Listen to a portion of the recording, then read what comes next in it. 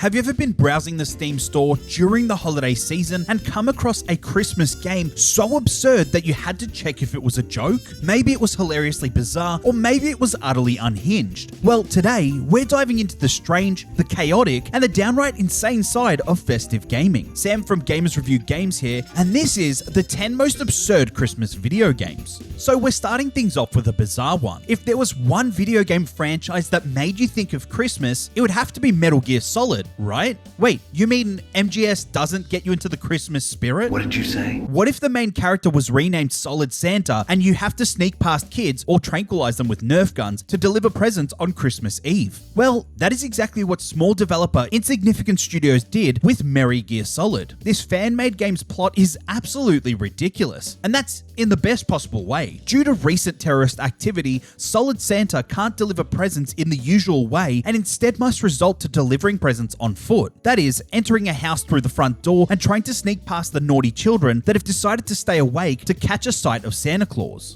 Santa Claus! Mommy, does that exist? No? Santa Claus! So basically, you're doing a bunch of B&Es in the name of Christmas. What could possibly be more jovial? Added to this is a peculiar arsenal of weapons and gadgets that help Solid Santa to spread holiday cheer. Gadgets like a digital camera that is set up on a tripod and creates a flash that blinds the naughty children, or a Nerf gun that shoots tranquilizers at these supposed threats. I guess it's never felt more like Christmas time than when breaking into unsuspecting victims' homes and doing some reverse robbery, just like Father Christmas. Ho, ho, ho? Santa. No witnesses? Our next entry on this list is none other than No More Snow. This top-down shooter puts you once again in the boots of the jolly fat man, but this time he's hunting down Krampus, who has twisted the Christmas spirit. Krampus himself lurks atop the church bell tower, giving a sinister gaze downward. Now, to some degree, this doesn't seem as absurd as some of the other entries that are coming on this list. But when you see the fact that Santa can wield anything from a single-shot rifle right up to a rocket launcher, all whilst lobbing bombs at his enemies, it is sure to make you chuckle. Now I have a machine gun. Ho, ho, ho. From the unique boss battles, you get to take on a giant deranged Rudolph, to the countless creative enemy variants on the classic Frosty the Snowman, all who seem to have a murderous intent. Miss me? This top-down shooter strangely has more of a relaxed vibe to it. Yes, you will have tense moments dealing with a ton of enemies on screen all at once, but aside from that, this is a relatively relaxed affair that you can even share with a player too in local co-op. It's a laugh watching Santa pull out an axe and decapitate his foes. I mean, Frosty even falls into 3 pieces, or should I say 3 snowballs. There is enough variety to keep you moving through the stages to take on Krampus, though what is a little disappointing is that there is no dodge button, so if you get cornered, well, you're finished. Still, this funny adventure will have you blasting through the stages whilst providing that much needed action-heavy approach to the holiday season. Next up, the game that inspired this list. Seasons Beatings is an office brawler that is set at a work Christmas party. And yes, you are the one handing out the beatings. Merry Christmas. Merry Christmas.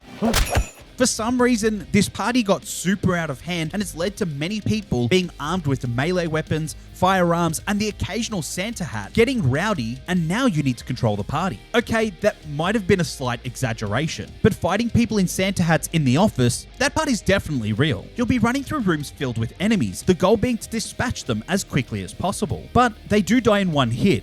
The catch, so do you. So you'll be bobbing and weaving while sprinting through the various rooms, or whilst listening to some intense metal renditions of some popular Christmas tunes. The emphasis is on speed, so learning the layout of each building is vital. And there are a variety of weapons, melee and firearms to help you achieve your goal. You can attack with these weapons traditionally, or if you prefer, do your best Kratos impression and throw whatever weapon you're holding at your enemy. Though, this only stuns the enemy, so it's really only useful when your firearm runs out of ammo. So you'll need to make sure to arm yourself again quickly if you want to survive. This hilarious little one-hit kill FPS is sure to amuse at least for a few hours over these holidays. For our next entry, Daze Before Christmas might seem like a traditional platformer with a Christmas theme. And for the first few moments, well, It is. But once you get past the opening, you come head to head with living snowmen, evil toys, and giant rats. Still weirdly normal. Santa hops around and uses his magical powers to turn enemies into Christmas presents, shoot flames to melt ice, as well as open presents that are scattered through the various levels. Despite the odd nature of turning a giant rat into a present, Merry Christmas to the kid who receives that gift. So far, it's a standard platforming affair. The real kicker is seeing Santa drink some tea. Don't believe me? Well, the moment he takes a sip of what seems to be a normal beverage from ye old Britain, British, he manifests into a creature simply known as Anti-Claus. This Anti-Claus doesn't have the magical powers of the man in red, but instead turns into a blue-suited version of himself with an attitude problem. In this form, Santa becomes invincible and uses his sack of toys as a melee weapon. It's the equivalent of the Aku Aku state in Crash Bandicoot, but with a blue fat man slapping rats with a toy bag. What more could you ask for? Admittedly, this is a fun little platformer for the SNES that is definitely worth checking out. It's far from perfect. I mean, some enemies just seem to waddle through your attacks, but overall,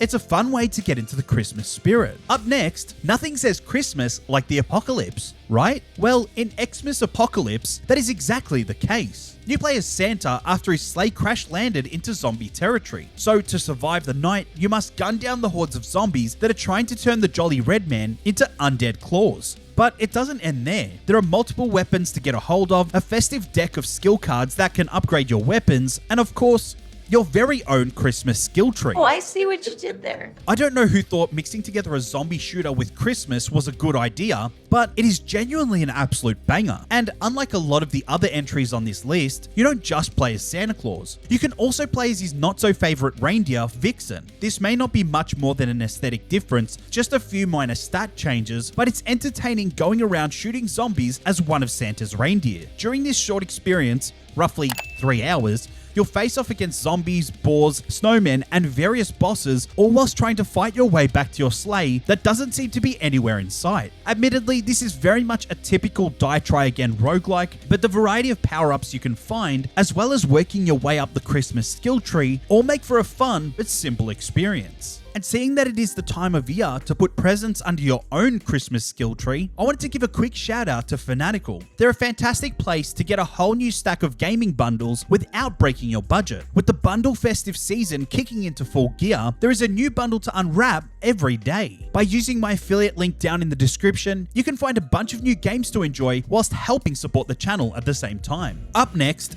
Ho Ho Home Invasion is yet another stealth-like game that the devs definitely didn't think about calling Santa Game Solid. Their words, not mine. In this micro game, Santa must complete his training in preparation for Christmas Eve. You know, to perfect his breaking and entering skills. Again, doesn't anyone else find the concept of a fat man in red entering your house uninvited to drop off presents the least bit concerning? Anyway, Santa's elves have set up a simulation room where he can train his sneaking skills up against robots that pretend to be people. This game is much more simple than Merry Gear Solid, as you try to get through each level as fast as possible whilst dropping off presents under trees as well as in Christmas stockings hanging off sleeping robots' beds. You sneak around trying to go unnoticed and must get past patrols to complete your mission. It's honestly that simple. It's a quick, free-to-play experience that will last you maybe a couple of hours. Not a bad shout for a cozy Christmas gaming session before you jump into your 150-hour RPG that you still feel guilty for not having completed, especially now that it's 10 years old. No, sorry, that's just my own thing.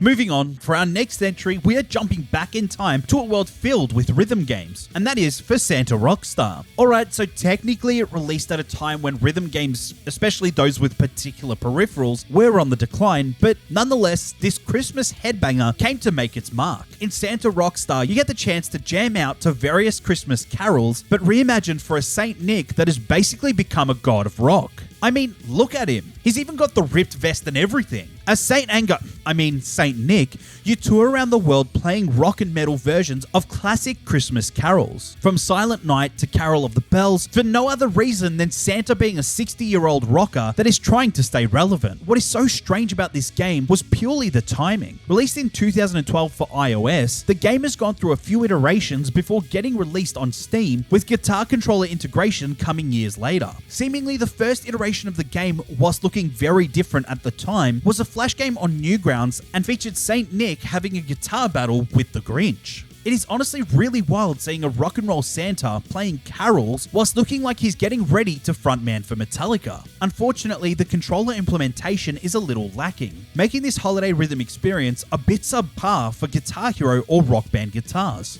The game will suddenly stop reading inputs, which just leads to a few irritating moments, but it's still fun to give a quick whirl, especially if you get over Mariah Carey and Michael Bublé singing carols as much as I do. Okay, now this is a strange one. Christmas Shopper Simulator is a free-to-play game made by Game.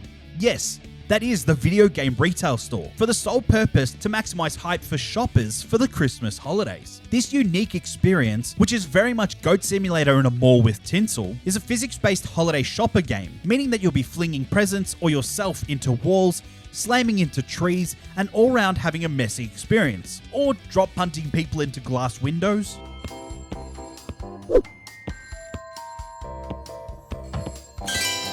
That is, unless you head into the game store within the game. Did you see it? Did you see the inception? Anyway, you head inside and get welcomed by friendly staff and happy customers. You regain your energy as well as get cash back on games that have been found in the area. How did they know all I want for Christmas is a healthy serving of marketing materials? Also, why is it that when your character pushes or pulls anything, they immediately go bald? Also, it's absolutely hilarious that when you steal stuff from other stores, as long as you bring it to the objective area fast enough, the security guards will just leave you alone and your wanted meter will go back to 0. This is just one absurd festival of clumsiness and craziness, all wrapped up in one, in an effort to convince consumers to go to their local game store.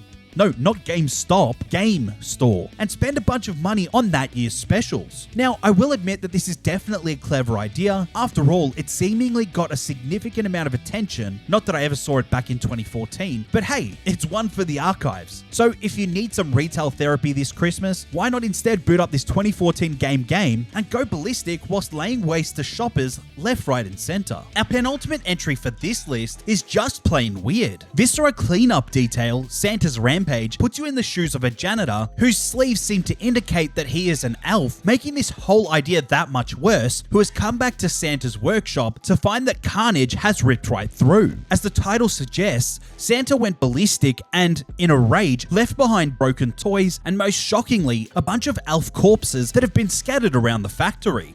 Oh, hell no! Your job is to go in and clean up the mess. So yeah, that means incinerating all the bodies, mopping down all the blood, and getting rid of all the bullet casings. Basically, making the whole place squeaky clean as to leave no evidence that anything ever took place. This game is bizarre because, let's be real, at Christmas time, the last thing you want to be doing is cleaning and tidying up, let alone if there is, to use part of the title, viscera and blood everywhere. That's gross. This game is not for the faint of heart, but if you enjoy titles like House Flipper or Serial Cleaner, but want an even more violent and shocking approach that also somehow tries to celebrate Christmas, Viscera Cleanup Detail Santa's Rampage might just be one for an unconventional Christmas gaming experience. Before we get into number 1, here are a few ho-ho honourable mentions. I'll see myself out.